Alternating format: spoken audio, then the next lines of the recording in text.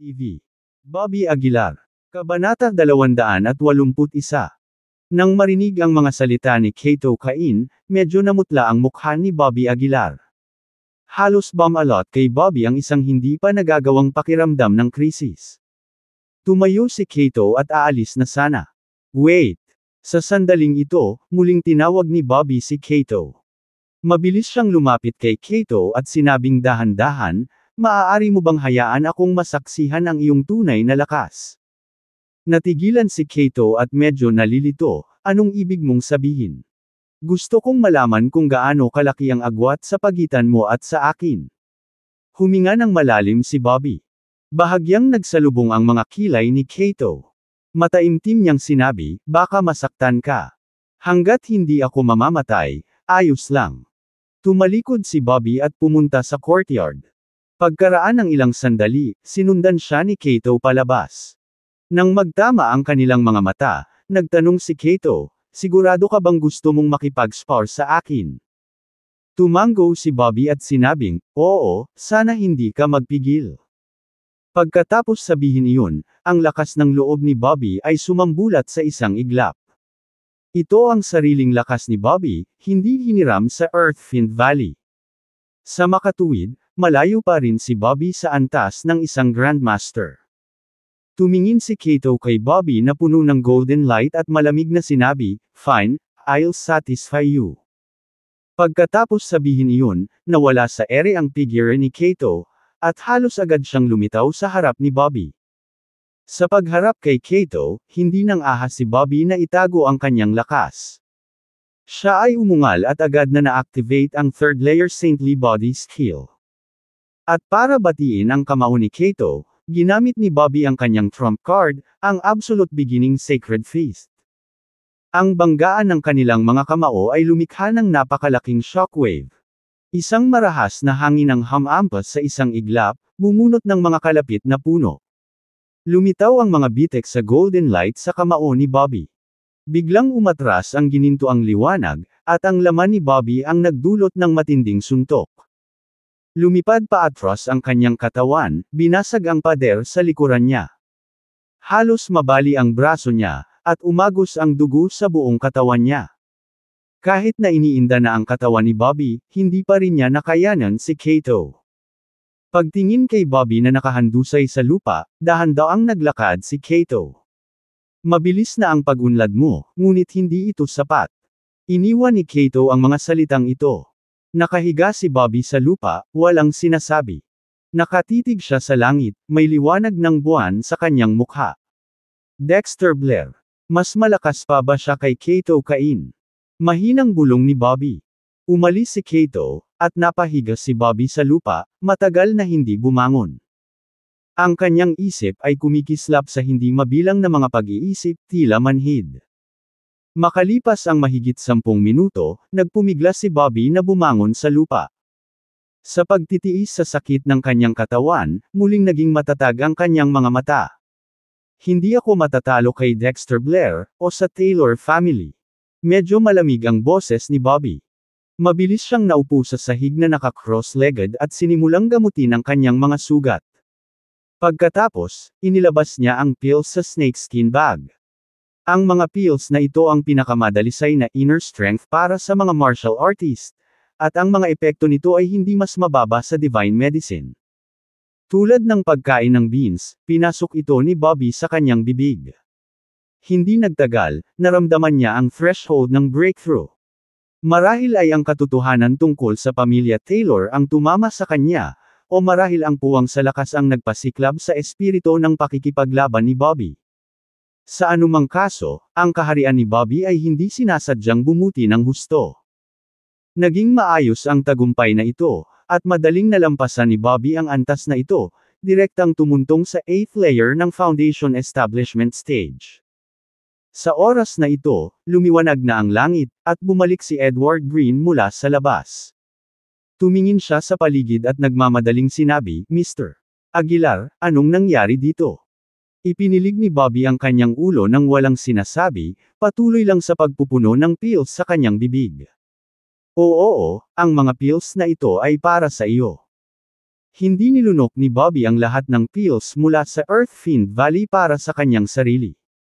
Binigyan niya ng 3 bag sina Conrad Schroeder at Edward Green ayon sa pagkakasunod. Itinago niya ang natitirang bag bilang isang pundasyon para sa kanyang pambihirang tagumpay. Nagpatuloy si Bobby sa pag-inom ng pills, at ang pangmatagalang chi input ay nagpataw ng malaking pasanin sa kanyang dantian. Pero walang balak tumigil si Bobby. Isang buong snakeskin bag ng pills ang nilunok ni Bobby. Ang purong inner strength na ito ay sumabog sa dantian ni Bobby, halos sumabog ang buong dantian. Ang matinding sakit ay nagdulot ng mga butil ng pawis sa mukha ni Bobby. Ngunit ang kanyang ekspresyon ay nanatiling hindi nagbabago, mukhang kalmado. Ginabayan ni Bobby ang kanyang inner strength sa kanyang dantian na patuloy na umikot sa loob ng meridian ng kanyang katawan. Ito ay upang mabawi ang pasanin sa kanyang dantian. Unti-unting naglaho ang sakit sa dantian ni Bobby. Malinaw na naging matagumpay ang eksperimento ni Bobby. Kung hindi dahil sa pamamaraang ito, ang mga paghihigpit sa pagkonsumo ni Bobby ng pills ay magiging masyadong malaki. Maaantala rin ito ng walang katiyakan ang paglilinang ni Bobby. Pagkatapos ng 3 araw at 3 gabi. Sa wakas ay hinawakan ni Bobby ang gilid ng 9th layer ng foundation establishment stage. Ngunit dahil ang kanyang chi ay umabot na sa isang natuyong estado, si Bobby ay kailangang huminto pansamantala. Tumayo siya at saka kinuha ang special magic artifact na ibinigay sa kanya ni Kato at pinagmasdan ito. Hindi sinabihan ni Kato si Bobby kung paano gamitin ang special magic artifact na ito, kaya si Bobby lang ang makakapag-explore nito. Gumalaw ang kanyang divine sense, at isang tipak ng dugo ang lumipad mula sa gitna ng kanyang noo. Itinuro ni Bobby ang asensya ng dugo sa special magic artifact, nalaman lamang na hindi ito tumugon. Mukhang mali ang pamamaraang ito. Hindi mapigilan ni Bobby na sumimangot. Sumunod, nag-inject siya ng strand ng kanyang divine sense sa special magic artifact. Buzz! Sa wakas, nag-react ang special magic artifact. Isang serye ng mga ilaw ang namulaklak sa special magic artifact, at ang banal na pakiramdam ni Bobby ay malayang makapasok at makalabas sa special magic artifact. Sa isang pag-iisip lamang, makokontrol niya ang artifact. Ito ay talagang isang kayamanan. Napaisip si Bobby sa sarili. Lumiko siya sa loob ng special magic artifact, at bukod sa 3 bangkay, wala nang iba pa sa loob. Kaya, binawi ni Bobby ang kanyang divine sense. Tumayo siya mula sa pagkakaupo at isang ideya ang lumitaw sa kanyang isipan. Inilabas ni Bobby ang kanyang telepono at tinawagan si Conrad Schroeder. Si Conrad sa kabilang dulo ay natigilan at medyo nagulat, meeting the 4 great families. Mr. Aguilar, may nangyayari ba? Well, masasabi mo yan. Sabi ni Bobby. Tanong ni Conrad, kailan? Nag-isip sandali si Bobby at sinabing, bukas. Kahit nagtataka si Conrad ay pumayag pa rin siya. Pagkababa ng telepono, isang dampi ng lamig ang bumungad sa mukha ni Bobby. Pagkatapos ng pakikipag-usap niya kay Kato, naunawaan ni Bobby ang isang prinsipyo. Sa ibaba, ang paglago ay dapat na sinamahan ng pagdambong sa mga mapagkukunan. Ang King of Chozel na ito ay hindi maaaring isang walang laman na titulo. Kabanata 282. Ang 4 na magagaling na martial arts na pamilya sa Chozel ay ang pamilya Perez, ang Meyer family, ang Dennis family, at ang Anderson family. Sa paglipas ng mga taon, ang 4 na dakilang pamilyang ito ay tila namumuhay ng mapayapa, ngunit sa katunayan, sila ay nasangkot sa matinding labanan sa kapangyarihan. Ang iba pang maliliit na pamilya sa Chozel ay kinakailangang magbigay ng regular na pag-aalay sa kanila. Ang mga halamang gamot na nakolekta bawat taon ay hindi mabilang. Malamig ang mga mata ni Bobby Aguilar habang bumubulong sa sarili, oras na para magbayad ka. Pagkatapos, ibinaba niya ang kanyang ulo at tumingin sa divine medicine sa kanyang kamay. Hindi siya nagmamadali sa alchemy, ngunit pansamantalang inimbak ang gamot sa kanyang pulsaries, dahil maaaring tumagal ang proseso ng pagpino. Bukod dito, medyo hindi nasisiyahan si Bobby sa kanyang kasalukuyang lakas. Maraming mga high-level na pills ang nangangailangan ng lakas upang suportahan ang mga ito. Kaya naman, binalak ni Bobby na pumasok sa monastic stage at gamitin ang mga halamang gamot mamaya. Sa panahong iyon, maaari niyang subukang pinuhin ang isang divine rank pill. Kinabukasan, ang apat na dakilang pamilya ay dumating sa pamilya Schroeder ng madaling araw. Sa isang pavilion, ang lahat ay nag-iinuman at nagkukwentuhan, mukhang medyo payapa. Ginoo Aguilar, ano ang mo sa amin? Tanong ni Curtis Perez mula sa pamilya Perez. Umiling si Conrad Schroeder at sumagot, hindi ako sigurado. First, ang magkaroon ng ganitong reputasyon bilang King of Choiseul sa murang edad, nakakainggit talaga. Biglang sabi ng isang taga-Dennis family sa panunuya. Sinulyapan siya ni Conrad at sinabing, Mr. May mga kwalipikasyon si Aguilar, at ang titulo ng King of Choiseul ay ibinigay sa kanya ng lahat. Habang nag-uusap sila, naglakad si Bobby mula sa di kalayuan. Nang makita si Bobby, tumayo ang lahat at binati siya. Bahagyang tumanggo si Bobby, kinikilala ang bati. Pumasok siya sa pavilion, humanap ng upuan, at umupo. Tapos, tumingin siya sa mga taong nasa harapan niya. Ginoo Aguilar, ano ang maaari naming gawin para sa iyo? Tanong ni Jaylen Watts mula sa pamilya Perez. Si Bobby ay humigop ng tubig, tumingin sa lahat, at dumiretso sa puntong, gusto kong magpasakop ka sa akin. Nagulat ang lahat sa mga salitang ito. Lalong nagalit si Jaylen at tumayo, napasigaw ng malakas, submit to you. Ang aming apat na mahusay na pamilya ay nasa Choiseul sa loob ng maraming taon at hindi kailanman nagsumite sa sinuman. Tama, kahit sa rurok ng Schroeder family, hindi kami sumuko. Sumulyap si Bobby sa kanila at mahinang sinabi, hindi kasi ako nakapunta noon. Ngayong nandito na ako, dapat kang sumuko. Mula ngayon, gusto kong bigyan ako ng bawat isa sa inyo ng 50 taong gulang na damo bawat buwan. Ang nangingibabaw na tono ni Bobby ay agad na nagdulot ng kawalang kasiyahan sa mga tao. Malamig na tinitigan ni Jaylen si Bobby at sinabing, Mr. Aguilar, ito ay pagnanakaw at pandarambong. Sa tingin mo ba ito ay makatarungan? Walang pakialam na sagot ni Bobby, tama ka. Pero sa pagkakaalam ko, taon-taon din ang binibigay ng iba't ibang martial arts family sa Choiseul, di ba? Kahit na ang ilang mga mangangalakal ng damo ay kailangang magbenta sa iyo ng mga halamang gamot sa mababang presyo. Hindi ba ninanakawan mo rin sila? Tungkulin nila iyon. Ngumuso si Jaylen. Mahina ring sinabi ni Donnie Anderson mula sa Anderson family, it's merely the survival of the fittest. Mahina sila at karapat-dapat na pagnakawan. Nang marinig ito, hindi napigilan ni Bobby na mapangiti, tama, pero sa paningin ko, ano ang pinagkaiba mo? Pinaapi mo ang iba, at maaari kitang apihin pareho. Nang marinig ito, hindi na makaupo ang apat. Inihampas nila ang kanilang mga kamao sa mesa at galit na pinagalitan, Bobby Aguilar, huwag kang masyadong lumayo. Bagamat wala sa top tier ang 4 families namin, hindi namin kailangan na ipahiya mo kami. Malamig na sabi ni Jaylen, paumanhin, hindi namin tinatanggap ang iyong proposal. Malamig na tiningnan ni Bobby ang lahat at sinabing, sa tingin mo ba tinatalakay ko ito sa iyo? Ipinapaalam ko sa iyo. Ngayon, binibigyan kita ng dalawang pagpipilian, sumuko o mamatay dito. Nagbago ang mga mukha ng lahat, habang si Jaylen ay humakbang patungo kay Bobby at sumigaw, Bobby Aguilar, masyado kang itinulak. Agad namang kinaway ni Bobby ang kamay niya at sinampal si Jaylen. Sa isang malutong na putok, pinalipad si Jaylen, na dumura ng isang subo ng dugo. Kailangan mong sumang-ayon sa gusto mo o hindi, malamig na sabi ni Bobby. Nang makita ang nahulog na si Jaylen, ang iba ay naging pangit ang mukha. Ginoo Aguilar, maaari mo ba kaming bigyan ng oras para makapag-isip?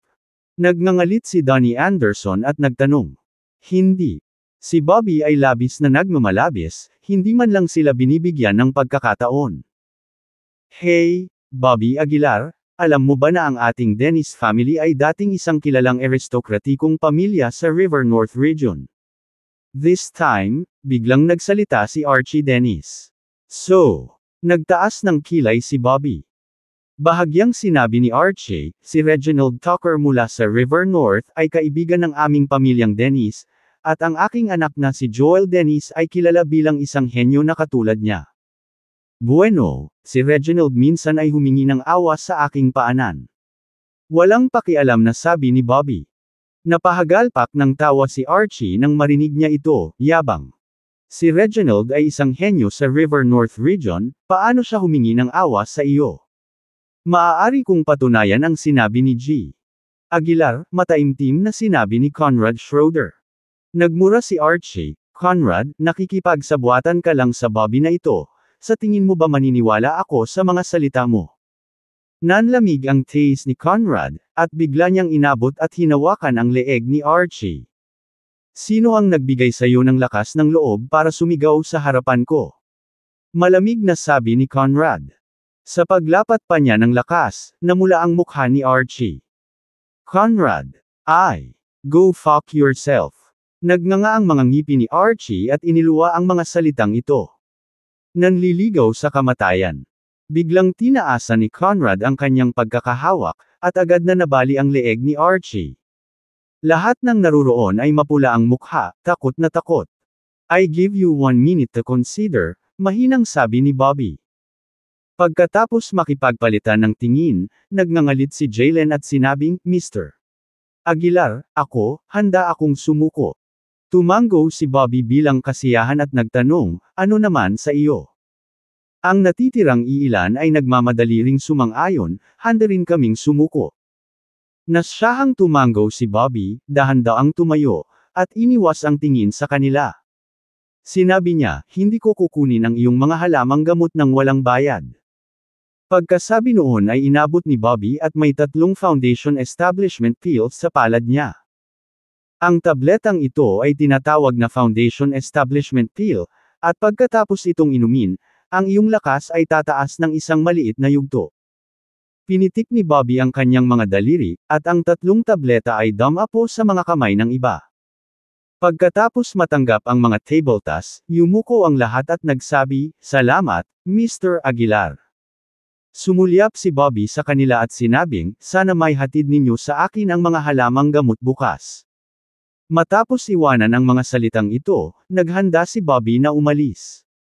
Ang hari ng Chozel ay talagang mapagpanggap. Sa sandaling ito, isang boses ang biglang nagmula sa hindi kalayuan. Paglingon niya, nakita niya ang isang matandang lalaki na dahan-daang naglalakad patungo sa kanila habang nakapulupot ang mga kamay sa likod.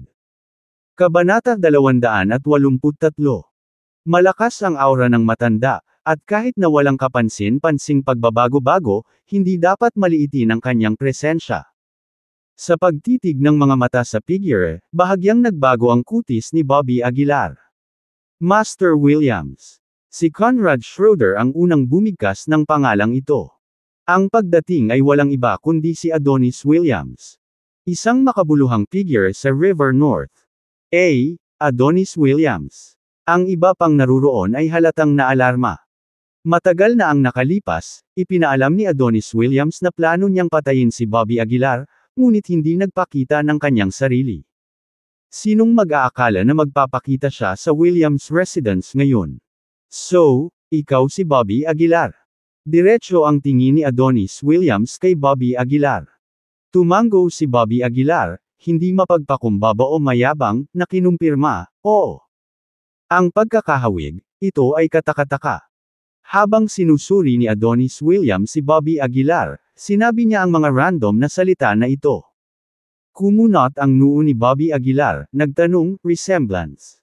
Anong ibig mong sabihin? Walang paliwanag si Adonis Williams ngunit patuloy na dahan-daang lumapit kay Bobby Aguilar. Master Williams. Nang makita ito, mabilis na humakbang si Conrad Schroeder. Umupo. Bago pa man makapagsalita si Conrad, itinaas na ni Adonis Williams ang kamay sa kanya. Sa pamamagitan lamang ng isang walang laman na sampal sa himpapawid, si Conrad ay biglang napilitang umupo, lubos na hindi makakilos. So, napakalakas. Ang mukha ni Conrad ay naging sobrang malungkot. Napagtanto din ni Bobby Aguilar ang kakaibang lakas ni Adonis Williams. Kung wala ang basbas ng kanyang kapangyarihang ninuno, magiging mahirap para sa kanya na talunin si Adonis Williams. Makalipas ang ilang hakbang, nasa harap na ni Bobby Aguilar si Adonis Williams, nakaharap sa kanya ng diretsyo.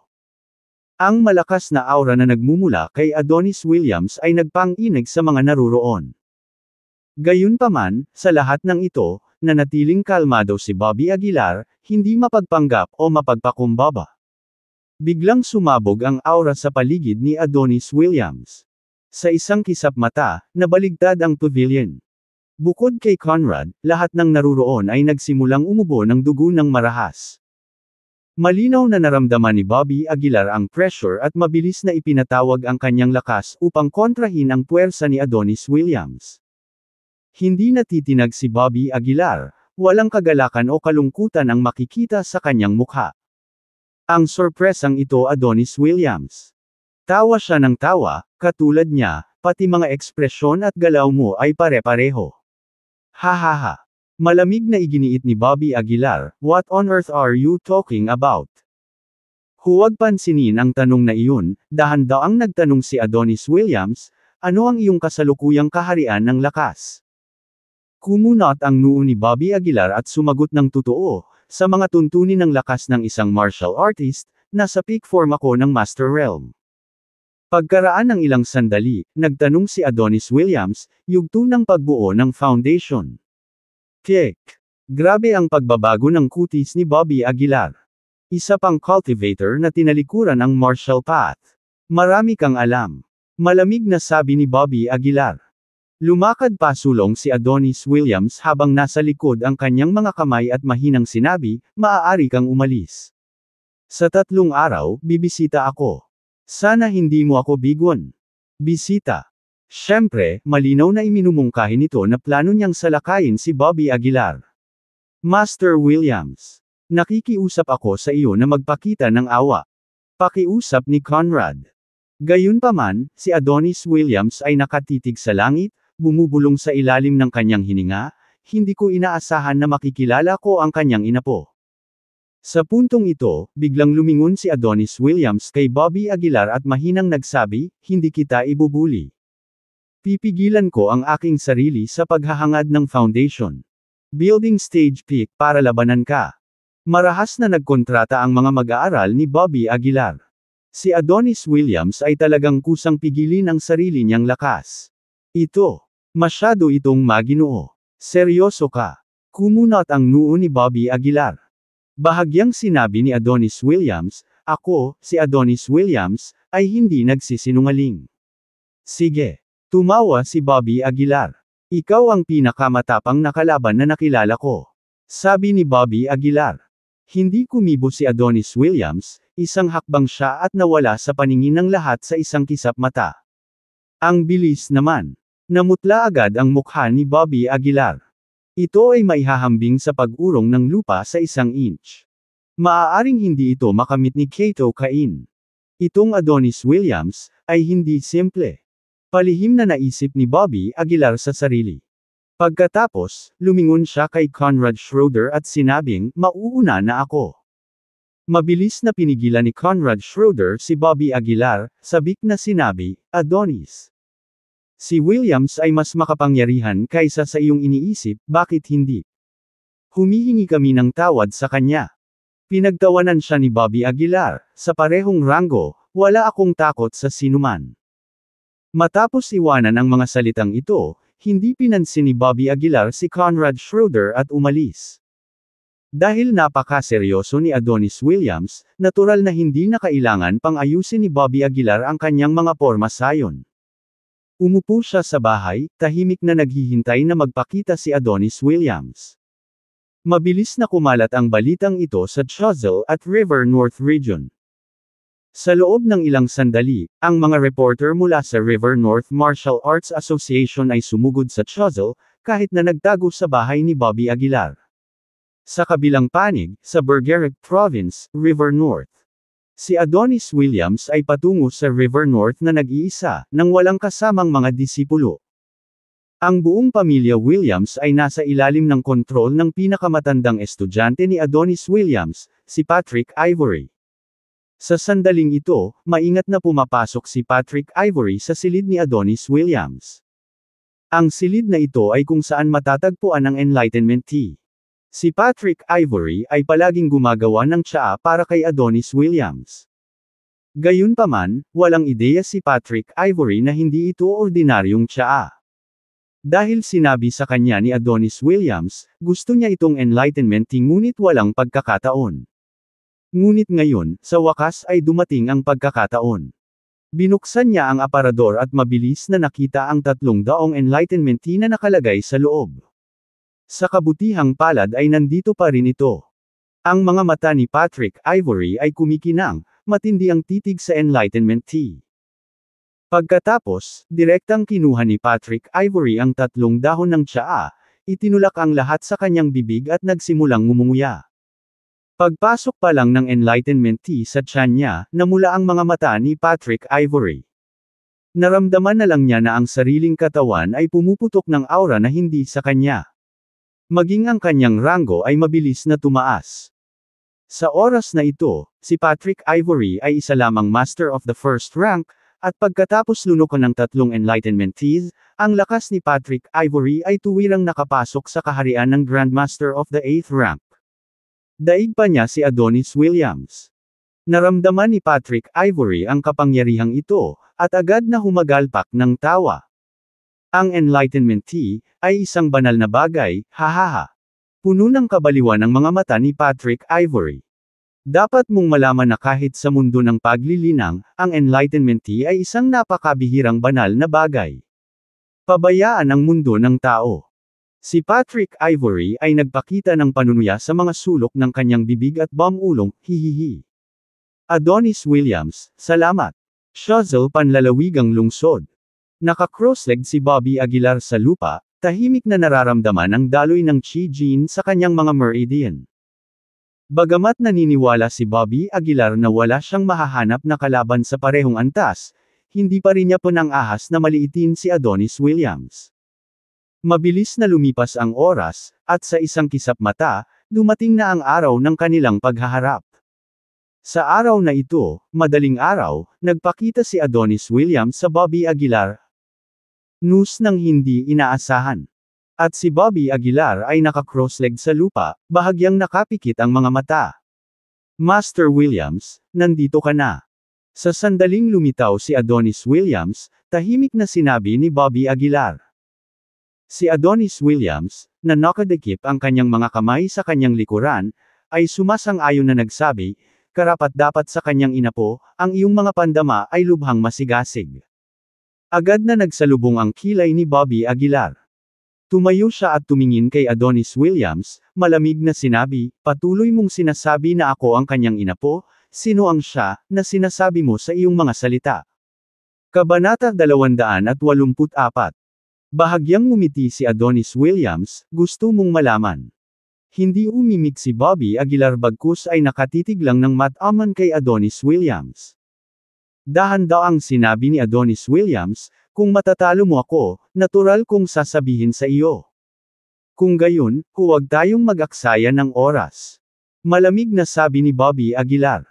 Pagkababa pa lang ng boses niya, biglang sumabog ang aura sa katawan ni Bobby Aguilar. Gusto talagang malaman ni Bobby Aguilar kung sino ang siya na tinutukoy ni Adonis Williams. Dahil malakas ang pakiramdam ni Bobby Aguilar na maaaring makatulong ito sa kanya na malaman ang tungkol sa kanyang ama at sa kanyang sariling background. Nang maramdaman ang aura na ito, mas lalong lumalim ang ngiti sa mukha ni Adonis Williams. Mabuti, naabot mo na ang foundation establishment stage pick ngunit maaari kang magkaroon ng ganoong aura. Si Adonis Williams ay may mukha na puno ng pagpapahalaga. Ngunit hindi siya nagmamadaling kumilos, sa halip ay itinaas niya ang kanyang kamay at bahagya itong ikanaway. Ang reporter na kinukunan sa anino ay biglang nahimite at hindi na bumangon. Si Bobby Aguilar at Adonis Williams lang ang naiwan sa looban. Kumilos ka. Malamig na sabi ni Bobby Aguilar. Agad na pinigilan ni Adonis Williams ang sariling lakas sa foundation building stage kick, saka tumingin kay Bobby Aguilar. Halika. Sa sandaling bumaba ang kanyang boses, si Adonis Williams ang nanguna sa pagbato kay Bobby Aguilar. Si Bobby Aguilar ay hindi nagpatalo at agad na ikinuyom ang kanyang kamao upang salubungin ang pag-atake. Sa sandaling iyon, ito ay isang purong pisikal na paghaharap. Bagamat pinigilan ni Adonis Williams ang kanyang lakas hanggang sa foundation building stage kick, ang kanyang pisikal na katawan ay katulad pa rin ng isang grandmaster ng 5th rank. Nagbanggaan ang kanilang mga kamao, at umatras si Bobby Aguilar ng 3 hakbang, masakit ang kanyang pulso dahil sa impact. Si Adonis Williams naman ay napaatras ng ilang hakbang at nabasag ang bibig ng tigre niya sa impact. Ang lakas ng katawan. Medyo nagulat si Adonis Williams. Malamig na sinabi ni Bobby Aguilar, sa iyong pisikal na katawan, wala kang kapantay sa akin. Bahagyang napabuntong hininga si Adonis Williams, sa napakalaking agwat sa pagitan ng ating mga kaharian, nakakamangha na ang iyong katawan ay maaaring maging mas malakas kaysa sa akin. Pagkasabi noon ay naging seryoso ang ekspresyon ni Adonis Williams. Siya ay tumahimik gamit ang kanyang font sa lungguhit at isang liwanag na nagmula sa ilalim niya, binabalot si Adonis Williams na parang baluti. Ang prosesong ito ay napakabilis, at halos sa isang kisap mata, si Adonis Williams ay nagsuot ng patong ng baluti. Ano ito? Hindi napigilan ni Bobby Aguilar na sumimangot na medyo nagulat. Bahagyang sinabi ni Adonis Williams, "Technique." Pagkatapos noon, direktang lumutang ang katawan ni Adonis Williams sa himpapawid. Pagkatapos, ikanaway ni Adonis Williams ang kanyang mga kamay, at ang liwanag sa kanyang katawan ay biglang nakausli na parang mga karayom. Swish, swish, swish. Ang liwanag na ito ay napakahusay, maihahambing sa mga butas ng tao. At napakabilis na parang ulan ng karayom. Sinubukan ni Bobby Aguilar na lumaban gamit ang kanyang katawan, ngunit natagpuan na ang liwanag ay direktang tumagos sa kanyang katawan. Pa! Sa isang iglap, naramdaman ni Bobby Aguilar na parang tinatamaan ang kanyang 5 laman loob at 6 na bituka. Hindi lang iyon, maging ang kanyang paghinga ay naging hindi maayos, at halos hindi na makontrol. Anong mahiwagang pamamaraan? Bahagyang nagbago ang mukha ni Bobby Aguilar. Huminga siya ng malalim, pilit na pinatatag ang kanyang isip, at saka tumangala kay Adonis Williams. Sa oras na ito, ang ikalawang round ng pag-atake ni Adonis Williams ay darating na kay Bobby Aguilar. Swoosh, swoosh, swoosh. Sa pagkakataong ito, mas marami ang bilang, na sumasakop sa buong patio. Kapansin-pansing nagbago ang mukha ni Bobby Aguilar, gusto niyang umiwas, ngunit wala siyang nakitang mapagtatagwan. Hindi, kung umaasa ako sa mga diskarte, hindi ako tugma para sa kanya. Bulong ni Bobby Aguilar sa sarili. Dahil hindi gumana ang mga diskarte, maaari lamang siyang umasa sa kanyang pisikal na katawan para lumaban. Kaya, malakas na sumigaw si Bobby Aguilar, pinilit ang kanyang sarili na tiisin ang pamamaraan, at sumugod kay Adonis Williams na nakakuyom ang kanyang mga kamao.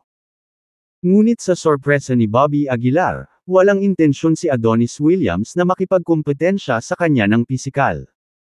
Umiwas siya sa isang tabi sa napakabilis na bilis at nakontrol ang pamamaraan para atakihin muli si Bobby Aguilar.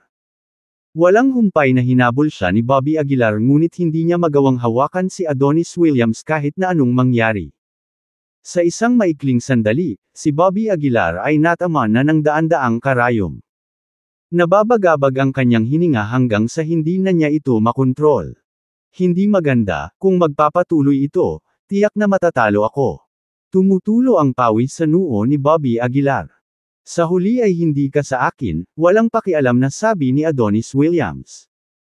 Sa sandaling bumagsak ang kanyang mga salita, ang ikatlong alon ng mga pag-atake ay pinilit patungo kay Bobby Aguilar. Puff! Puff! Puff! Sa pagkakataong ito, mas mabagal ang pag-iwas ni Bobby Aguilar. Hindi mabilang na mga sinag ng liwanag ang direktang tumusok sa katawan ni Bobby Aguilar. Ang mga mag-aaral ni Bobby Aguilar ay naging medyo mapurol, at ang kanyang katawan ay umindayog. Sa loob ng ilang saglit, bumagsak si Bobby Aguilar sa lupa na may malakas na kalabog. Si Adonis Williams, na nasa himpapawid, ay nagpakita ng isang mahinang ngiti sa gilid ng kanyang mga labi. Pinag-krus niya ang kanyang mga kamay sa likod at dahan-daang sinabi, "Bagaman malakas ang iyong laman, kitang-kita ang iyong kahinaan." Pagkasabi noon, nahulog si Adonis Williams mula sa taas sa ere at naglakad patungo sa. Tiningnan niya si Bobby Aguilar na nakahandusay sa lupa at mahinang sinabi, "Kung may balak akong pumatay ngayon, patay ka na." Ganoon ba? Gayunpaman, sa sandaling ito, ang walang malay na si Bobby Aguilar ay biglang binuksan ang kanyang ganap na panimulang sagradong kamao. Nakabalot na sa ginto ang kamao ni Bobby Aguilar na walang alam. Tulad ng araw, ang kanyang kamao ay agad na dumating sa harap ni Adonis Williams. Malaking pagbabago ang mukha ni Adonis Williams. Sa sobrang lapit, kahit ang bilis niya ay hindi sapat para makaiwas. Simula, sagradong kamao. Si Adonis Williams ay biglang sumigaw ng parehong pangalan. Ang kanyang kamao ay natatakpan din ng gintong liwanag. Nagbanggaan ang magkabilang kamao, at kumalat ang mga alon sa kanilang paligid. Lalong sira-sira ang naudlot na patio. Boom! Ang pisikal na lakas ni Adonis Williams sa huli ay bahagyang mas mababa, at ang kanyang katawan ay nababalot ng liwanag ng kamao, lumilipad ng paalang palabas. Napabuga ng hangin si Bobby Aguilar, pilit na pinapakalma ang magulo niyang paghinga, at kinakabahang tumingin kay Adonis Williams. Habang kumukupas ang liwanag, napuno ng dugo si Adonis Williams, at halos madurog ang kanyang laman.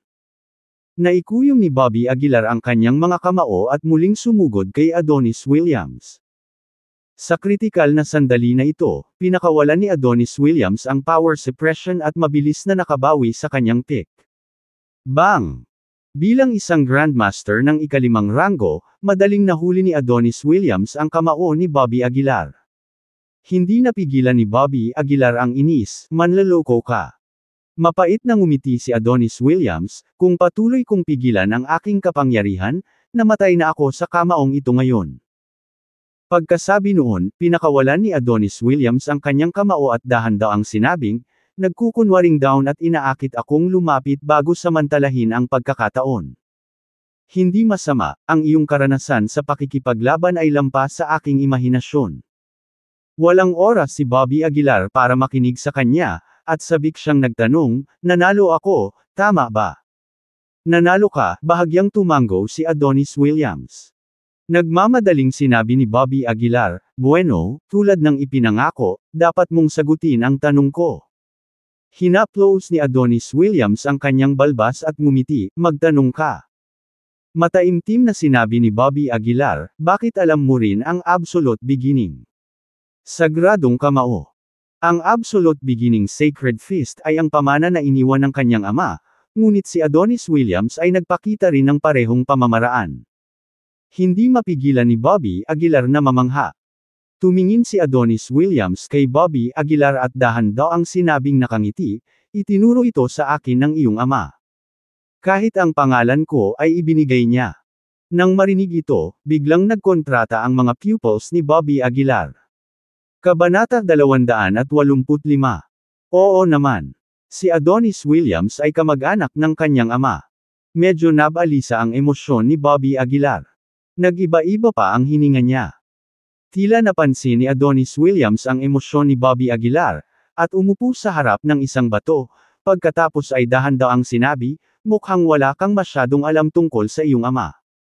Inip na humakbang si Bobby Aguilar, "Master Williams, ano ang relasyon mo sa aking ama, at sino ba talaga ang aking ama?" Tumangala si Adonis Williams sa langit at dahan-daang nagsabi, "Hindi ko talaga kilala ang iyong ama, ngunit alam ko na siya ay isang taong may dakilang kapangyarihan. Noon, isa lang akong ordinaryong inner strength master, ang buntot ng mga kapantay ko. Later, nakilala ko ang tatay mo kapag nagkataon. Binigyan niya ako ng pagkakataon." Medyo nalilito si Bobby Aguilar. Isang pagkakataon na ibinigay ng kanyang ama. Ginagawa ang isang buntot sa isang kilalang master sa River North Region. Anong uri ng pamamaraan ito? Anabangan ni Bobby Aguilar ang mga susunod na salita ni Adonis Williams nang may pananabik at kaba. Nagpatuloy si Adonis Williams, noon, pinigilan niya ang kanyang lakas sa Master Realm at nakipag-away sa akin minsan. Biglang natauhan si Bobby Aguilar. Hindi katakataka na si Adonis Williams ay pilit ding pinigilan ang kanyang lakas sa Master Realm. Napag-alaman na minsang itinuro ng kanyang ama si Adonis Williams sa ganitong paraan. Anong nangyari? Tanong ni Bobby Aguilar. Mapait na ngumiti si Adonis Williams, nagtaas lang siya ng kamay, at nahimatay ako. Hindi napigilan ni Bobby Aguilar ang mapabuntong hininga sa gulat. Talagang nakamit ng kanyang ama ang ganoong antas ng pagdurog na kapangyarihan sa parehong kaharian. Kahit si Bobby Aguilar na may magulong katawan ay hindi makakamit ito. Siyempre, wala akong naintindihan na mga teknik noon, kaya hindi ko maikukumpara ang sarili ko sa iyo, napabuntong hininga si Adonis Williams. Kung ikaw at ako ay tunay na nasa parehong antas, marahil ay maaari mo ring gawin ang parehong, tumawa si Adonis Williams. Walang sinabi si Bobby Aguilar, ngunit sa loob-loob niya ay medyo pumayag siya. Hindi man lang niya sineseryoso ang mga Grandmaster, lalo na ang mga nasa parehong kaharian. Master Williams, maaari mo bang sabihin sa akin kung anong klaseng tao talaga ang aking ama? Buhay pa ba siya? Sino ang aking ina? Bakit hindi nila ako binisita? Nagtanong si Bobby Aguilar ng maraming tanong sa isang hininga. Tila hindi sigurado si Adonis Williams kung paano sasagot. Pagkaraan ng ilang sandali ng pag-iisip, sinabi niya, 3 araw lang ang itinagal ng pakikipagtagpo ko sa iyong ama, at hindi ko pa siya gaanong kilala. Ngunit alam ko na ang kanyang mga kakayahan ay maaaring lampas sa aming pangunawa. Kung saan siya nagpunta, walang nakakaalam, ngunit naniniwala ako na hindi lang ako ang nakinabang sa kanya. Lalong lumalim ang pagkabigla ni Bobby Aguilar. Lalong tumindi ang pananabik niyang malaman ang lahat tungkol sa kanyang ama. Tama, biglang may naalala si Adonis Williams. Iniwan ako ng iyong ama ng 10 dahon ng Enlightenment Tea. Ang sabi niya, 7 dahon ang para sa akin at 3 para sa iyo, sabi ni Adonis Williams. Enlightenment Tea. Medyo hindi pamilyar si Bobby Aguilar sa terminong ito. Tumango si Adonis Williams at sinabing, pagkatapos kong inumin ang Enlightenment Tea, biglang tumaas ang lakas ko, humakbang mula sa Master Realm patungo sa Grandmaster Realm. Laktawan ang dalawang pangunahing antas, ang Enlightenment Tea ay tunay na isang sagradong bagay. Gamit ang Enlightenment Tea, maaaring direktang tumapak si Bobby Aguilar sa monastic stage o mas mataas pa, di ba? Kung ganoon, magkakaroon siya ng foundation para pumunta sa capital city. Master Williams, nasaan ang Enlightenment Tea? Nag-aalalang tanong ni Bobby Aguilar. Umiling si Adonis Williams at sinabing, bago kita nakilala, hindi ako sigurado kung inapo ka niya o hindi, kaya hindi ko dinala ang Enlightenment Tea. So, nasa River North ang Enlightenment Tea. Nagmamadaling tanong ni Bobby Aguilar. Dahan-daang bumangon si Adonis Williams at ngumiti, exactly. Kung payag ka, maaari kang pumunta at kunin ito sa akin. Siyempre, payag ako. Sabik na tumango si Bobby Aguilar. Kaya, ang kanyang ama ay nag-iwan pa ng gayong banal na relikya. Tumayo si Adonis Williams mula sa bato, nasa likod ang kanyang mga kamay bago siya nagsalita ng dahan-dahan, sige, ihanda mo ang iyong sarili at aalis tayo bukas. Pagkasabi nito ay tumalikod si Adonis at umalis. Ang kanyang bilis ay hindi kapani-paniwalang mabilis, at sa isang kisap mata, nawala siya sa paningin ni Bobby. Naupo si Bobby sa looban, matagal na hindi nakakapagpaayos ang kanyang isip. Lalong naging curious siya sa kanyang ama. Anong klaseng tao siya, talaga? Paano niya ikinumpara ang war god na si Ignacio Burke? Bakit walang alamat tungkol sa kanya sa mundo? At sino, eksakto, ang kanyang ina? Hindi mabilang na mga pag-iisip ang bumaha sa isipan ni Bobby at saglit na ginulo ang kanyang puso. Naka-cross-legged siya sa lupa, pinaikot ang kanyang chi sa kanyang mga meridian. Matapos iikot ang kanyang chi ng 3 beses, ang emosyon ni Bobby sa wakas ay nagsimulang tumira. Tumayo siya, nakatingin sa langit at inalala ang paghaharap nila ni Adonis Williams. Pagkatapos ng labanan, malinaw na napagtanto ni Bobby ang kanyang sariling mga kahinaan. Bagamat nagtataglay siya ng napakalakas na pisikal na lakas, ito ay tila hindi gaanong mahalaga laban sa mga kalaban na kasing bilis ni Adonis at maaari pa siyang gawing isang buhay na target. Kailangan kong mag-isip ng isang countermeasure, naisip ni Bobby.